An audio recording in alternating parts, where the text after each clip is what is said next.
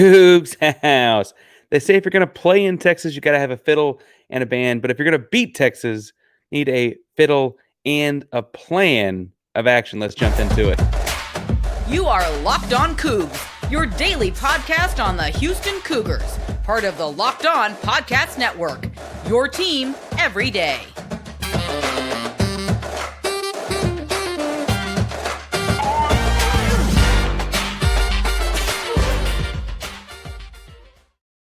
Welcome to Locked On Cougs, the daily podcast about your Houston Cougars. I'm your host, Houston-born teacher and coach Parker Ainsworth, here to break down all things Cougs. If you're a U of H fan or just a hater who came to step by, please be sure to subscribe down below.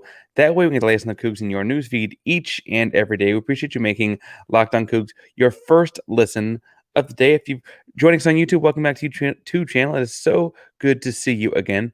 Remember, doing giveaway every 250 subscribers. Sign up and subscribe to help us get there, and like and comment on the video. Let us know in the contest. If, after listening to today's episode, you have no idea what to say, you don't know what to say about the plan to beat Texas, you have no idea what to add to the plan to beat Texas, tell us in the comments down below. If you call it soda, Coke, pop, soft drink, or some other thing. Now, as we get to moving here, I want to talk through the three things that Houston has got to do to beat Texas this weekend in the renewing of a rivalry that takes us back to Southwest Conference against UT Austin this weekend. I want to talk some about some things, but first things first, let's talk through what these three things will be. The first segment is going to look at how they have to tote the rock, getting both the running back and quarterback involved in the run game, and why that's important. Second segment, I'm calling Scared Money Don't Make None, because they got to go get the football, take care of the football, and value it, but also take risks. Talk more on that in a second segment. And the third and final segment, talk some about how to stick to the script. Got to have some long game discipline is what we called that as a coach in my coaching staff days. And I want to talk about each of those in a moment. But first, let's jump in and talk about this game and how Houston's got to hold on to and run the football. I should point out that the script for Dana Holgorsen in his winning resume versus Texas, he played Texas 7 times, and he was the head coach at West Virginia and won 4 of those games, has been to run the football effectively. Donovan Smith's resume against Texas, in which he has 1-0 as a starter, was also about running the football. And when you look at Texas losing this year, they lost in large part because they gave up so many yards to the run game. Oklahoma this year, just 10 days ago at this point, had over 200 yards on the ground and 113 from their quarterback. Donovan Smith, when he played Texas before as a Red Raider, had 15 carries for 42 yards and a touchdown. But it's all these tough, short yardage situations, including a couple of scrambles. Obviously, in college football, his sack total got put in that as well. Only 4 of his 15 rushes were scrambles. The rest were types of RPO, pre-snap read kind of runs. The rest were that or drop back sacks. The interesting thing to me is when Tech played Texas last year with Donovan Smith at quarterback, they ran 25 zone plays. I mean, they had no puller, right? That's how Pro Football Focus determines zone plays, and they have no puller. But 25 zone plays and 12, quote, gap scheme plays with a puller. And then obviously the 4 scrambles that one Donovan had. I think what's interesting there is that I think people look at the vaunted Texas defensive line, they look at the talent, the 5 stars, the future pros, and they say, well, you've got to find some way to double team this or double that and whatever. And what Tech was able to do last year was to not necessarily blow Texas off the line of scrimmage or to move them downfield, but to just cover them up. Think like moving screen in basketball type of cover someone up in the run game, provide slivers and creases for the backs and ultimately Donovan Smith to squirt through as well. Oklahoma had similar success. They had a little bit different kind of stuff where they had different personnel. They had what I would qualify as 11 and 12 personnel a lot of the game. That is one back, so the first digit being a 1, 11 and 12. Both have a 1 in the first digit, 1 running back, and then 1 or 2 tight end / H-back type bodies in there as well. They had the offensive line do a lot of zone blocking as opposed to pulling and kicking out and so on. but those H-back types, the tight ends, for us, that'd be O'Loughlin and Burns and so on. Maybe even some looks at Joseph Manjack. You had a lot of those kinds of guys involved in kick-out blocks, involved in scoop blocks, involved in extra bodies in the run game, creating gaps. I think the big thing here is that, as we know, Dana has done this before, and as we know, it's been a long time. It has not been nearly as long for Donovan Smith, who beat Texas the last time he played them. Um, the truth is that when you're running the ball effectively, you're also spending a lot more clock. When Texas Tech beat Texas a year ago and Donovan Smith was quarterback there, they held the ball for 10 more minutes, and they really did a great job of chipping away at the football field. I mentioned the run game and how important that is, but even their pass game was short. He had an average of 7 yards per depth of target on passes. That means the pass catcher is 7 yards downfield when they catch the football. At Houston, he's been over 8 in every game except for TCU. Against Rice, he was over 10. So Houston kind of continue to dial back the short or dial back the yardage, dial up the short running game, if that makes any sense. And all of that is to say that focusing on these small yardage plays adding up will eventually lead to the big breaks. Obviously, Dylan Gabriel in Oklahoma did that just last week against Tech, or 10 days ago against Texas, in the Red River rivalry, Red River shootout, Red River rivalry, whatever you want to call that one. I think what's interesting about Gabriel and Smith both is they're not, and both are very talented athletes. Don't take this any other kind of way, but they're not like Lamar Jackson 4-3 kind of athletes. They're not even, when West Virginia had like Pat White back in the day kind of athletes. They're not Greg Ward kind of athletes here in Houston. They're just big, strong runners that don't go down very easily. If you go back and watch Donovan Smith's first rushing touchdown at Texas a year ago, it's exactly like that. He's running through and over the top of one. I think it was Overshawn, who is now in the NFL from Texas, right? Very, very tough running inside. I kind of think he's excited about what he could do this weekend. Now, I look at this and say, like, obviously, Houston has offensive linemen I really like, but not guys at 350, 360 pounds, right? And so you're like, body on body, what are you going to do moving guys off the ball? But that's where I think this idea of the zone blocking scheme, in which you just have to cover up and occupy the defense element. Don't let them off of the block. Let these skinny guys behind you, not that Donovan's a skinny guy, he's a big runner. Let them get after it. I also think there's a point in time where I have to mention play Parker Jenkins more. I know they got a big, strong defense and they got big guys, and he's a true freshman. But Parker Jenkins is your best, truest running back in the running back room. Now, I'm not saying don't give Brandon Campbell short yardage type stuff. I'm not saying don't give Tony Mathis inside dive time stuff. And I'm not saying not to give Stacey Sneed his couple of toss plays. I am saying that the majority of the snaps, the majority of the carries in this game, where the running game is so important, and holding on to that football as you run the football is so important. The majority of those snaps do need to go to one Parker Jenkins. He's like that. He's like that. He's like that. Now, running the football is not the only important thing when he stretch. In fact, one of the important things will be what they do as they're in the football. We also got to talk about something important for you and your daily living, or at least maybe potentially daily living. Let's talk a little bit about emergencies. If you had to use an emergency, you had to have some sort of a response to an emergency. Everyone should be empowered to take care of themselves and their loved ones during the unexpected. And that's why Jace Medical offers the Jace Case. The Jace Case provides 5 life-saving antibiotics for emergency use and gives you peace of mind so that you are not just hoping that you have access to the medication in an emergency. Jace Medical makes sure that you have the medication in hand. Jace Medical is simple. They have everything from online evaluations to licensed pharmacy medication, delivery, and ongoing consultations, and more.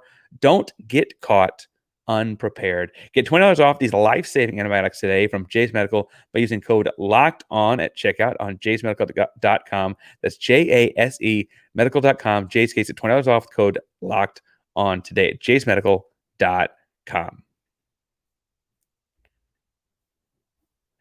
All right, I mentioned that the second segment was that they needed to value the ball. They needed to value the ball while also being risky. And I want to talk through in this segment what that means, because I think that's something that in the abstract makes sense to me as a football coach. And I don't want to go too far down those rabbit holes because I know it's easy to get in the weeds on that kind of stuff. But I also think that in looking at this kind of stuff, it's interesting because Oklahoma, we talked about, just beat Texas in the Red River rivalry.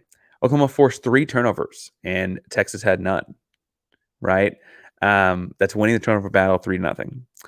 Texas Tech and Donovan Smith last year won that turnover battle 2-0. They forced Texas into 2 turnovers, and Donovan Smith and Texas Tech, while it had turnover problems over the course of the season, did not have any against the Texas Longhorns. I say that to say that creating turnovers is not just random. It's something you've got to do with some intention and purpose. You've got to go get the football. You have to know when to gamble. You have to know when to take those risks.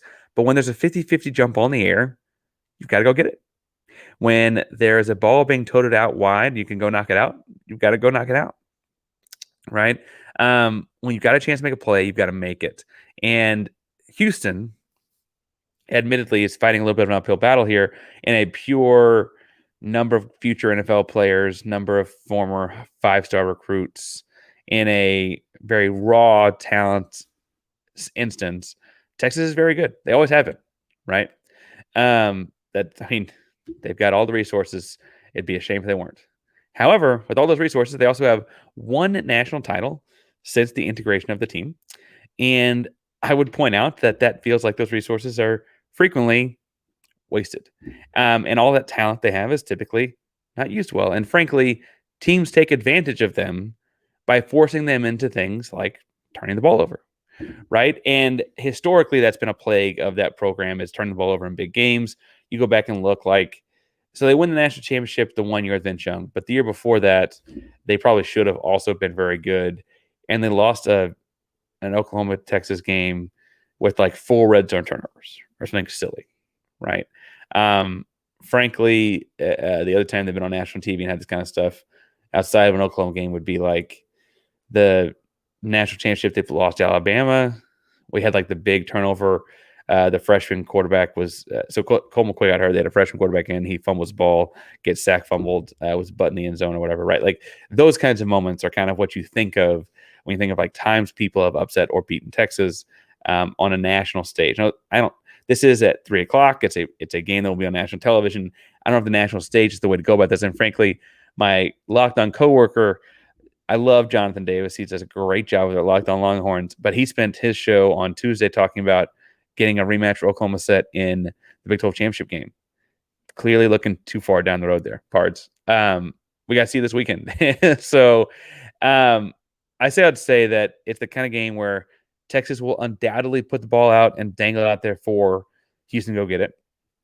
Houston's just got to go get it, right? Houston's got to find a way to take the football away and conversely take care of it themselves. They got to value the ball enough that they want to go get it, go take it away, violently take it away, but also protect it, hold on to it.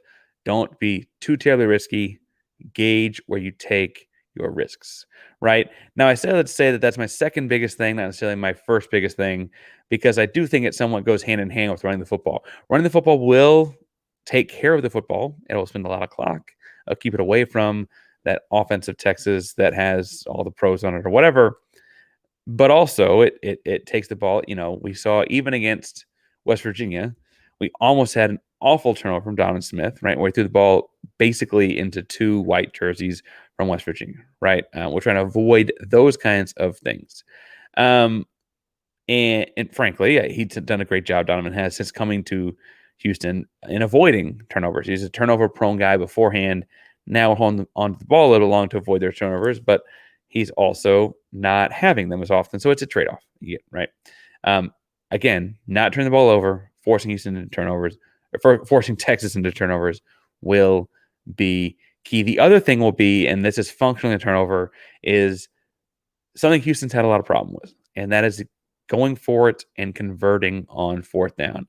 I forget the stats now, but Houston has gone for it on 4th down more than a dozen times and made it very few times. I don't want to say it's 4 to 15 That sounds right.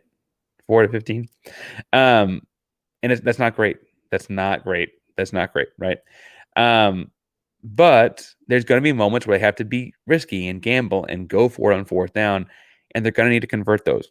Conversely, there are going to be moments in this game where Texas is feeling risky, feeling like gambling, and going for it on fourth down, and Houston has to shut that down. Even if it's not a turnover, technically, right? There's a turnover on down. It's not a more formal turnover. That's the kind of things that Houston's got to do.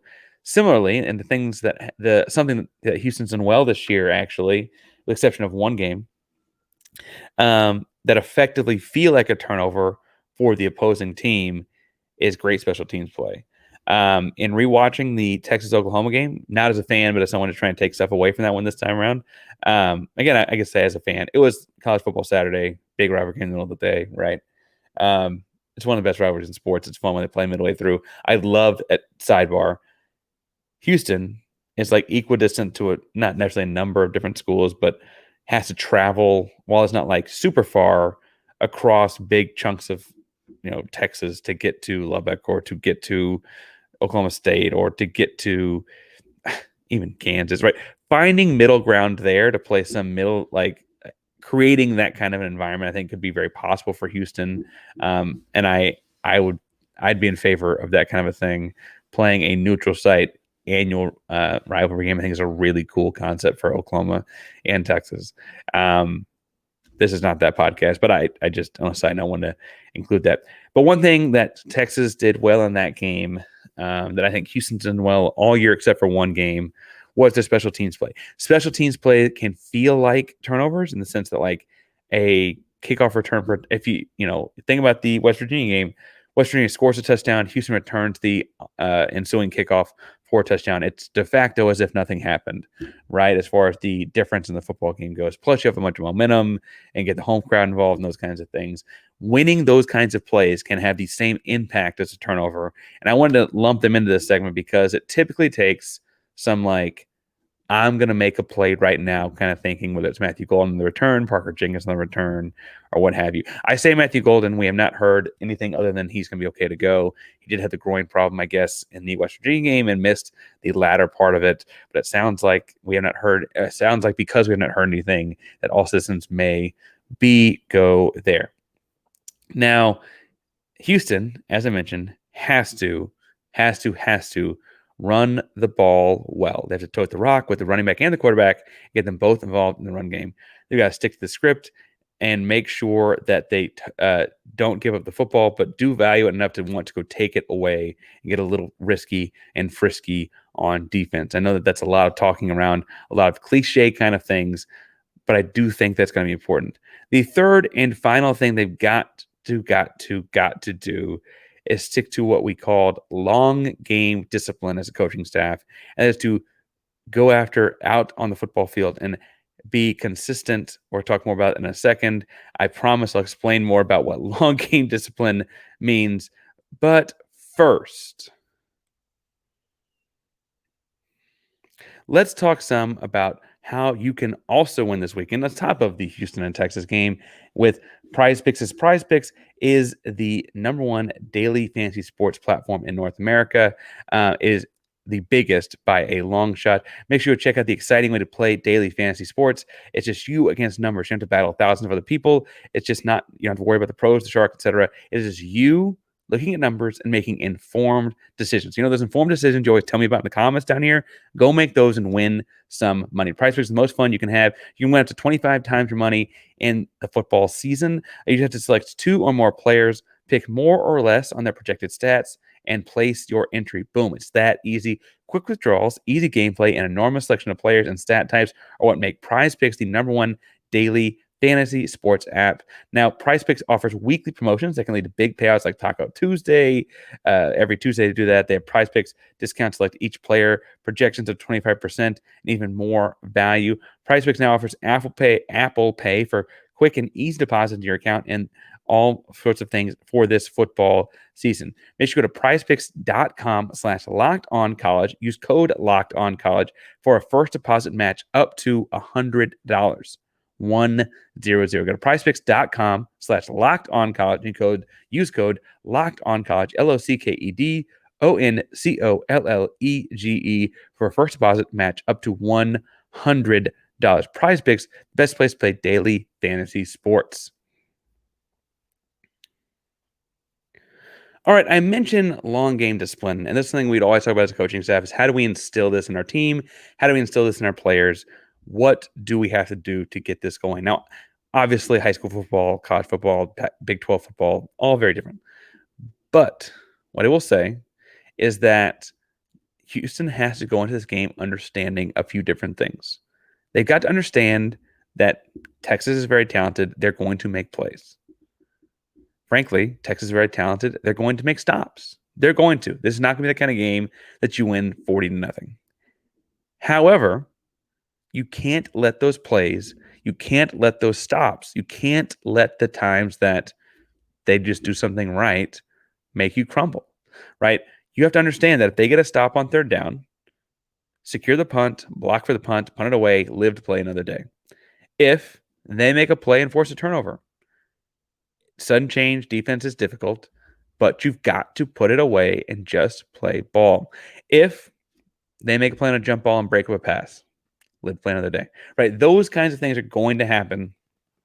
Again, Texas is very, very talented. None of those individual plays have to decide a football game. If Houston is going to continue to progress and build as a program, they're going to have to win a game in which the other team makes those plays. And I think they took the first steps against West Virginia. We saw that very literally in the last 3 offensive plays of the game, right? Where Houston gives up the big one. West Virginia makes the big play, gives up the big one, and shows up, makes a little chip shot play for 8 yards, and then boom, hammer a touchdown, right?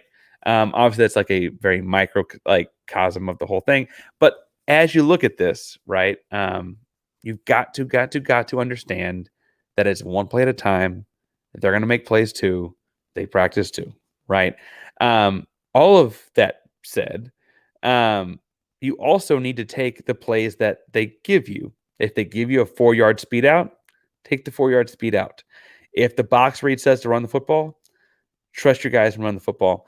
If the pre-snap read is throw a slant pattern, throw the slant pattern, right?